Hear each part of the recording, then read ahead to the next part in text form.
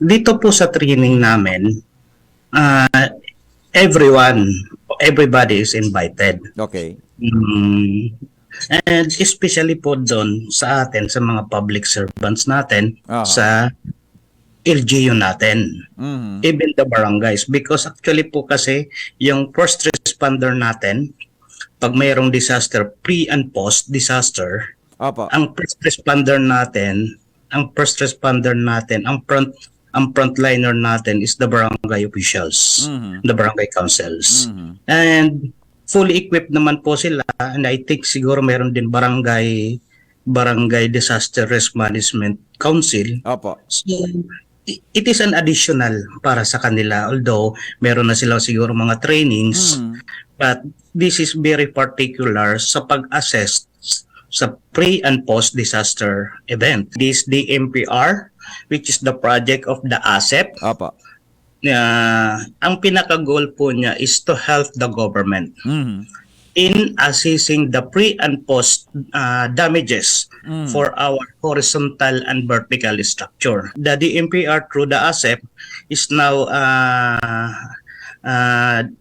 what called this nationwide conducting seminars on trainings to those who are willing to be a volunteer.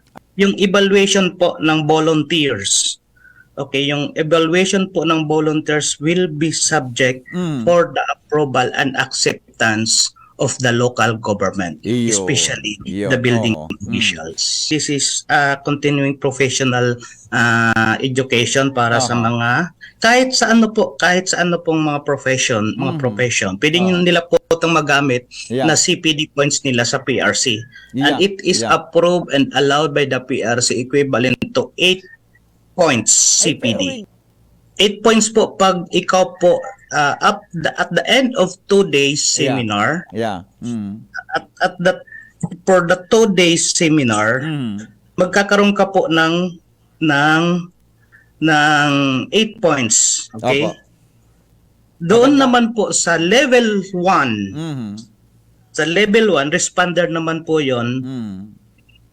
Kahit anong profession po, yun lang po is, sa responder naman po, tsaka sa engineers po yung talaga yung 8 points. Yun. Kasi parang nakatie up po kasi talaga siya sa professions, yung mga civil engineers tsaka structural. Kaya binigay ng PRC, inalaw ng PRC na pag ganito yung seminar, automatic 8 points para sa mga civil engineers and structurals.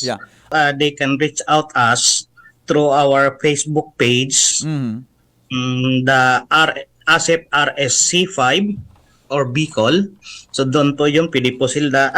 Ito lang po, Sir Henry, tamang-tama naman po at bigyan niyo uli kami ng oras na ma-interview.